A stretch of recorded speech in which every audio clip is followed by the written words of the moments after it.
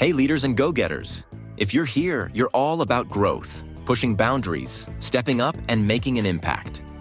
But when it comes to your career, are you leading the game or just playing along?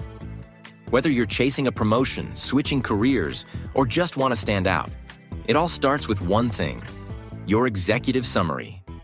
And guess what? We've got the Ultimate Executive Summary e-playbook, and it's 100% free. This step-by-step guide will take you from a blank page to a bold, standout executive summary that grabs attention and gets results. It's time to stop blending in and start owning your career story. Download your free copy now at leadthegame.org/free resources. And while you're there, check out 3 more powerful tools to help you take control of your career. Don't let your resume ride the bench. Get in the game. Head to leadthegame.org/free resources and grab your free e-playbook today. Now back to the show.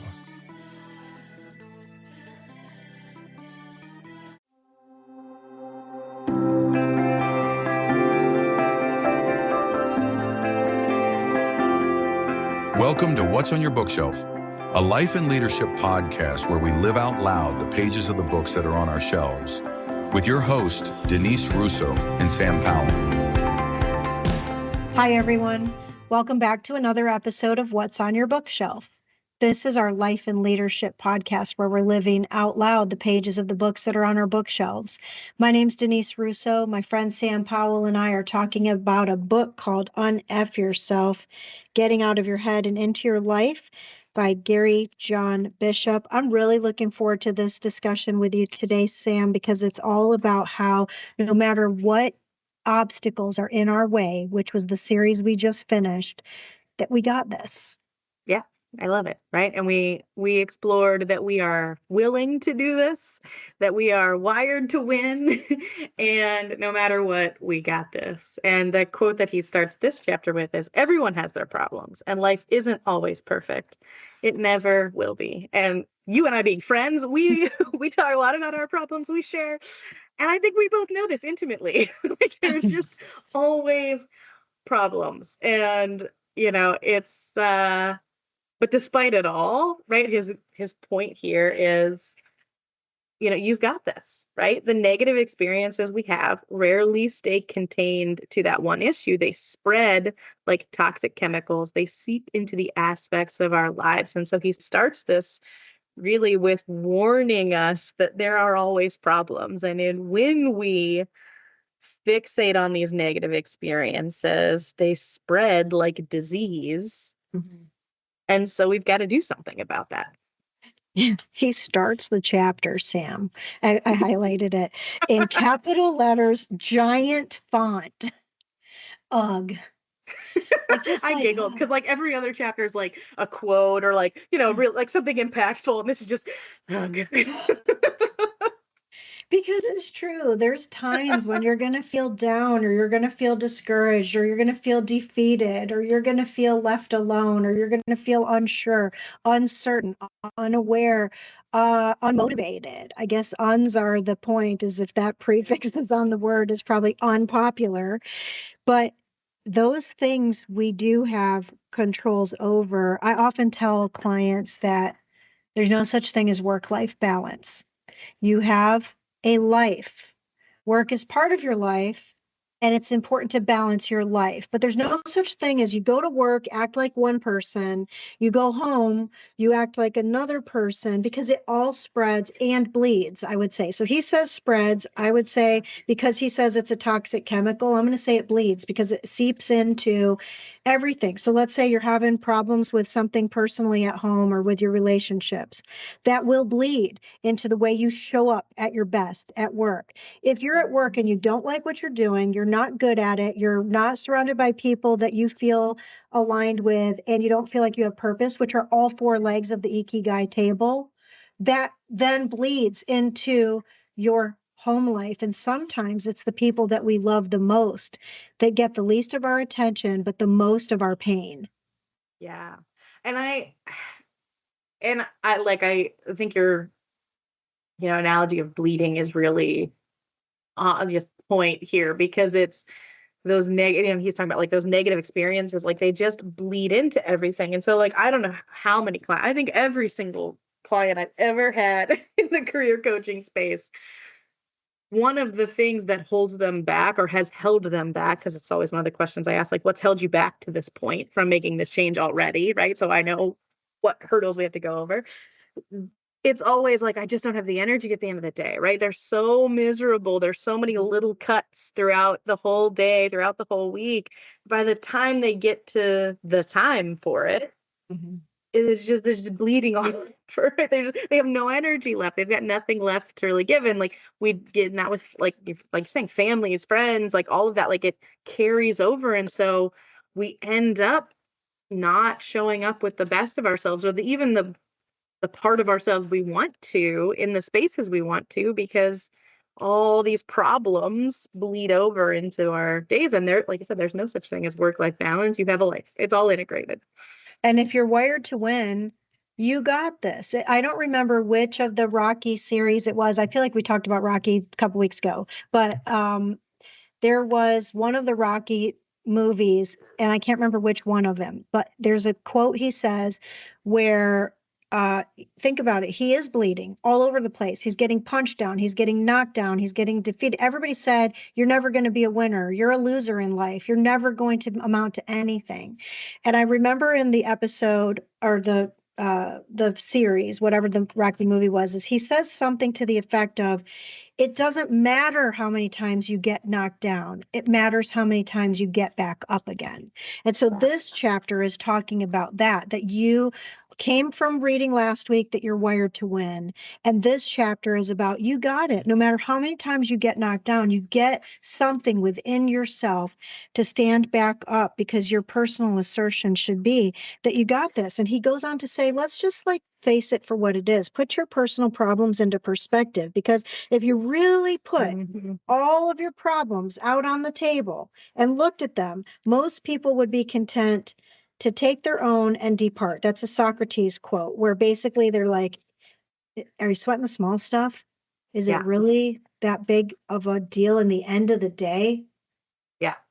And I think that that's like, if you take that step back and it's like, okay, if we were to throw the world's problems into a pile, you'd probably just be like, yeah, I'm good with the ones I have. Like I can handle these. And that's what the point of this is. Like, you've got this. Yeah. And like he goes on, from there to really say that, like, once you're getting yourself in perspective, like you have to, like, to do that, you have to, he says, get connected to your reality, your real life, instead of your emotionally soaked self-talk narrative about your life. And like that, I think is key. Right? Like, you and I both raising kids, and like how many times as your kids are growing up that they're just soaked in the emotions of what they're feeling. They're learning how to deal with emotions and big feelings and all that sort of stuff.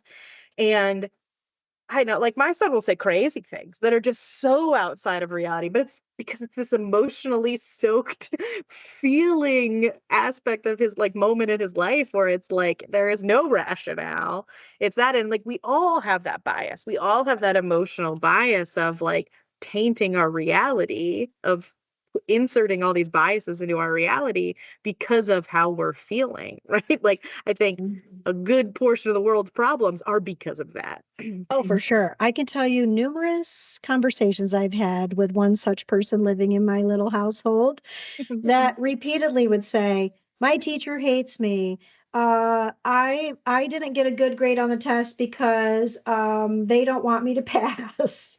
Instead of, well, when did you start studying for your test? I don't think your teacher hates you. So, but let's also face the reality. This is about reality and perspective. So there is a reality for people. And so maybe for you listening, there's something really challenging in your life. And I can promise you off microphone, Sam and I have discussed really interesting challenges. We both have as well. So yes, we're here talking about this and how to solve it, but it doesn't mean that we have solved it for ourselves in some ways as well. This is life. That's the reality of life. And so if you are someone listening and something really hard is happening for you in life right now, well, number one, I'm sorry that you're having to experience that. I really am.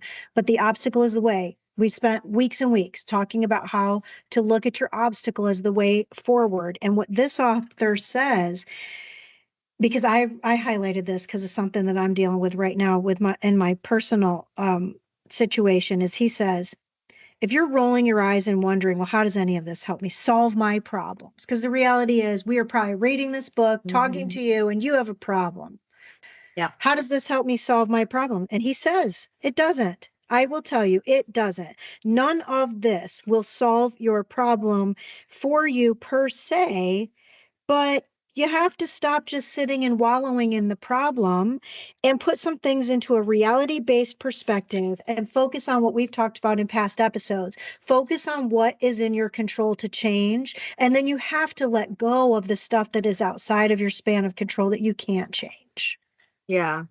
And I think about this, like, and he says that, if everyone around you is dealing with their issues, even those that are worse than yours, then you certainly can. And like, that's one of my mantras that gets me through life, of like, if other people can do this, I could do this. Right? Like, I genuinely perceive myself to be an intelligent person. And so therefore I can do this if other people can do this, right? Like, I got this is sort of that like running mantra that goes through my life. But when I think about like what you're saying, it makes me think of the hardest things that I've dealt with in my life, and that acceptance of it. And I've watched people go through the same thing as me, right? Like, I've, especially when I lost my son, I immediately found like other Facebook groups, like other grieving groups, people who are going through the same thing. They lost a child, they lost, a child similar to mine. Like, I found all of that. But what I found in a lot of it was that some people weren't, were lost, weren't accepting, were stuck in that space. I saw people who were decades down the road and stuck in that space.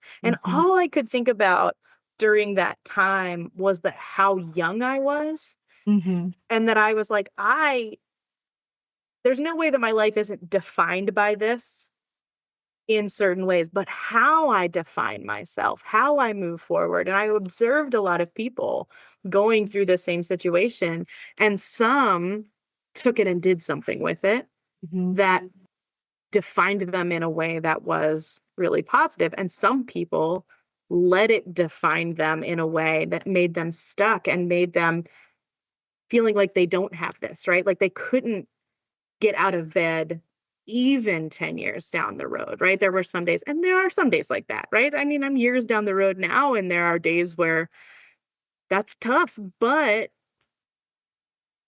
I can't change that this thing happened, right? I can't change the loss that was there, but I've got this, right? Like, and coming around to that thought process and that mindset of you've got to control what you can control, and you have to let go of the things that you can't, else you're not going to go anywhere that you want to.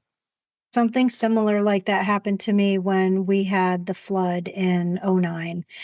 So we had a disaster, a FEMA disaster, a state declared, nationally declared federal disaster from a flood. And it destroyed 1,800 homes, one of which was mine. And I can recall one day, Sam, we had all of our belongings that were from inside the house now outside the house, sitting in mud in the front yard on top of tarps. And there was Red Cross, Samaritan's Purse, police, tanks, all kinds of things were trying to get in and out of the neighborhood to keep people safe. But we had to have all of our belongings literally exposed in front of us, most of which was destroyed belongings because it was soaking in floodwaters.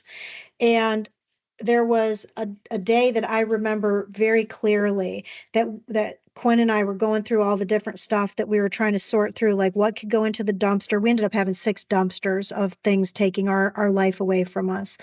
But there was a neighbor across the street that was just sitting on the porch steps, just devastated, head in their hands, not moving, not removing things from the house, and just lost and just devastated. Years later, our house was destroyed and we had to leave. We couldn't live in the house because it was deemed unlivable and unsuitable for us to live in. And so we left. And years later, the structure of the house had been retained. Everything inside the house, like drywall, everything down to the electrical wiring had to be removed before we vacated our house. Years later, I went back to the subdivision, Sam, and there were still homes that had crushed in garage doors, mold on the sides of the homes, or algae on the sides of the homes, unlivable, boarded up windows.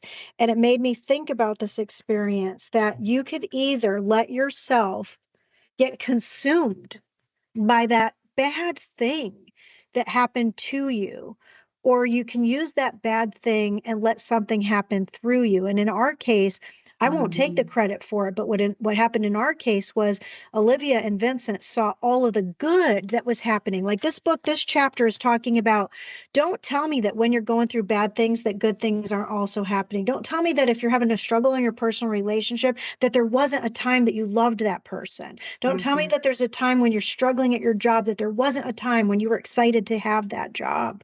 And so he talks about in here, and this is best to do with a coach or even a therapist, is reflect back on those things. What are the things that you can recall in your life where there was happiness? And if you can recall that, then do you believe you can never have happiness again in your life? And then he says, you also should think about the things that happened that weren't so happy. And then he goes on to say, if you recall the times of struggle, suffering, setbacks, being knocked down, having arguments, breakups, getting a speeding ticket, paying your bills late. Okay, when that happens though, and all those problems you face, didn't you eventually overcome them? This is about resilience, and it's about tenacity, and it's about rising above, and it's about being able to pull yourself up, because he says, you likely did. You raised up, you kicked it on, and you looking back, some of those problems might actually even seem a little bit silly now. And I think of a bunch of examples that in the moment, they don't feel silly at all. Exactly. Like, I think we think about that a lot when we go back to like our adolescence, like the things that felt like the end of the world. Like, oh, my boyfriend moved away. Oh, my girlfriend is mad at me. Oh, blah, blah. Like, you think about all these things are just so dramatic. Like, and he gives the example of like, I got a D on a test. Like, it'll be terrible. And like, those things are just blips on the radar. And the exercise he talks about here is like looking at your life as a singular train track that stretches all the way back and stretches all the way forward. And looking back, right, there's all this good, but there are all these things that you have already overcome. Like, you did it. Good job. What makes you think you can't do it again? Like you said, right? Like, when you look all the way out to the future, why couldn't you repeat successes, right? You're wired to win. What are you trying to win at? What are you trying to overcome? Like, you can definitely do that, and I think and I always talk to people about, problems. I use this analogy a lot, like, especially with coaching new leaders when I was like in my corporate job and things like that, of mentoring new leaders, is that they get so caught up in trying to do everything right and, solving all these problems. And, to be in leadership is to deal with problems over and over and over again.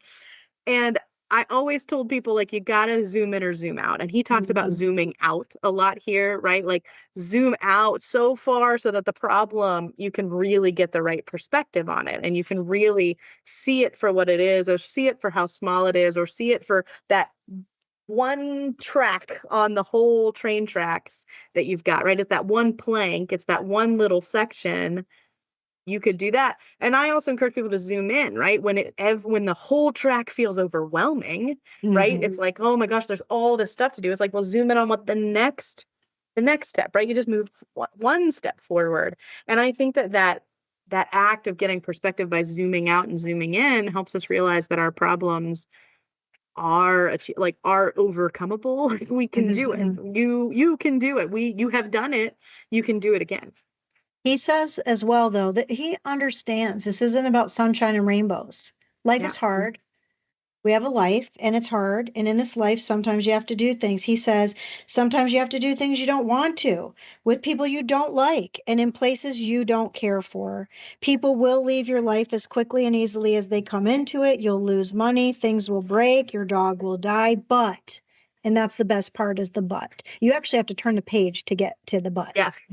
But you will get through it all, the good and the bad, just like you've done in the past and before, because you are wired to win. You can get past it because you got this. And this is just another passing scene in the movie. That's your life story. And I circled that because our retreat, your signature story, is all about that. That in this moment right now, today, whatever day you're listening to this episode, this is one chapter, one, not even a paragraph, a blip in your life. I don't remember if I had said this in one of our episodes. I feel like I have, but sometimes I forget what we say on and off of the microphone or whatnot. But I was talking recently with my dental hygienist, who is a lady that's been cleaning my teeth for, well, a long time, since the 80s. Since the 1900s, this lady's been cleaning my teeth. Since last century. Since last century. And so we're friends because she knows my mouth more intimately than most anybody else, I would say. And so we were talking about a situation. That's the kind of weird that I just love. Yep. Yeah, Still here yeah. for it. Yeah. So here we are. And no, it's not a two-way talking. It's sort of like, when you're talking to the lady that is cutting your hair, you can have a mutual conversation. But if it's a lady that's cleaning your teeth, she's the one doing the talking. Right. Yeah. So anyways, her name is Beth, and she's so amazing. She's my most favorite person, that even when I lived in Atlanta, I would fly to Florida just to have her clean my teeth for my biannual cleanings. Anyways, I love Beth. And so Beth was telling me this story where it was about what do you do when you're really dealing with something really hard? And so we were talking about like the death of a dog, which is like our loved ones. And so at the time we had just lost one of our most precious little babies. And she was telling me about a time when her son, who at the time was a teenager and now he's grown, but she said, I recall going to the beach with him after the dog passed. And she said to him, would I hold out your hand? And they're at the beach and she gets 14 grains of sand, which you can imagine how minuscule that is in your hand, right? She puts the 14 grains of sand in his hand. And she says, I want you to look at that for a minute. And she says, now look out at the beach. How many grains of sand do you think are out there on the beach? And he says, oh my gosh, Mommy, I have no idea. Trillions and zillions and quadrillions and numbers we don't even know how to count. And she says, is this the only beach there is in Florida? Oh no, there's this one and this one and this. Is this the only beach there is in the United States? Is it the only beach there is in the world? Oh no, okay. So the point being is she says, look at these 14 grains of sand. That represented the 14 amazing, incredible, awesome, and loving years that we had with, Spot, Bruno, whatever your dog's name is. But now there's an eternity out there that's well beyond those 14. And so if you can focus on how good those 14 were and know that there's gazillions and trillions and zillions of better ahead, that we don't negate that there's the 14, but we also don't negate that there's the trillions and the gazillions that are still out there. And so the author quotes Aristotle by saying it's in our darkest moments that we must focus to see the light. It's about reality. It's about perspective. There may be things we're dealing with that are hard, but the perspective of it is like how you said, is that in the scheme of the world and the globe, and when you zoom out, are your problems really that bad when it all comes down to it, really? Yeah. Yeah. And I think when you do that zooming out, you realize that life is complicated and life is messy and there's good and there's bad and there's ups and there's downs and there's hills and there's valleys. Like there's all of that, but you got this, right? Like like that's like what he's really getting at. And I think we so often want to categorize into good, bad, all of that. But the reality is that life is blended. Life is all in the gray, everything is on a spectrum, right? And everything is complicated. It reminds me of there's of Walt Whitman's Song of Myself. There's a stanza, it's very long, but like there's a stanza in that, and one line of it gets quoted all the time. But the rest of it is beautiful. And the thing that gets quoted all the time is, I contain multitudes, right? And so people use that all the time to be like, I'm complex, I'm complicated. But I think like if you think about life, like I contain multitudes is so true, right? Like there have been all of these hard things and there have been all of these good things and you have gotten through all of them. But the if you zoom out on that stanza a little bit, it actually says, do I contradict myself? Then I contradict myself. I am large. I contain multitudes. And so I think that when you put that I contain multitudes into the context of the poem, it's life is always contradictory. Life is always, I'm good and I'm bad. This was really hard, but I learned a lot from it. And you are large. You can contain all of that. You've got this. This is how this works at the end. And I was recently going through a training and it was talking about getting over objections, right? It's a sales specific training. It's like where somebody says, oh, that's really expensive, or, oh, that feels like that takes up a lot of time. And you don't negate those things, right? It's not a but. It's not, yeah, this is expensive, but you get XYZ out of it. Yes, this takes up a lot of time, but it's worth it. It was you replace the but with and. It's, yes, this is expensive, and it's also this. This is hard, and you can do it, right? There are a lot of problems in life that pop up, and you've got this, right? You are large, you contain multitudes. And I think that, like, when I think about that in that context, like, this is very empowering. When you look back, you have done this before, and you can do it again.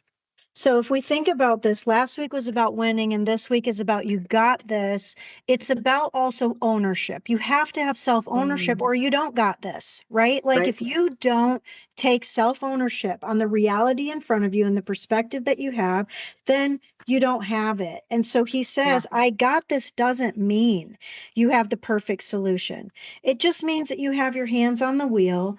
You have a say in this, just like you've had a say all along. And it might not be easy. It might not be easy, but you don't just take your hands off the wheel. You have to control the situation. And so next week, we're going to talk about how you embrace things that are uncertain, because that's where it's hard, because now you're talking about, well, how do you touch, feel, see, hear, and think about something that's unknown? Yeah, and that's scary for all of us, right? That's like, we're coming out of this empowered, I've got this. But there's a lot of scary things out there, right? Like you've been through pain in the past and pain will come and you don't even know what pain will come. And you're right, this is about you owning it. This is your problem, right? Even when you've got this, when you feel like you don't, you're the problem because you're thinking you don't have this, but in reality you do. And this is, like you said, this is what this is about. It's getting over those mental hurdles, getting into this new mindset. Removing obstacles. If you haven't listened to that series, I highly encourage you to listen to that one first before you deep dive into this one, because those things that are obstacles, often the author of that book said, are inside ourselves. This guy is saying the same thing. If you want to UnF yourself and get out of your head and get into a better life, then you have to unblock your obstacles. You have to be resilient and you have to be willing to take your hands and keep them on the wheel and take self-ownership to be able to get into a different situation. So if this has been helpful for you as you've been listening, highly encourage you to get a copy of the book for yourself. Join us again next week.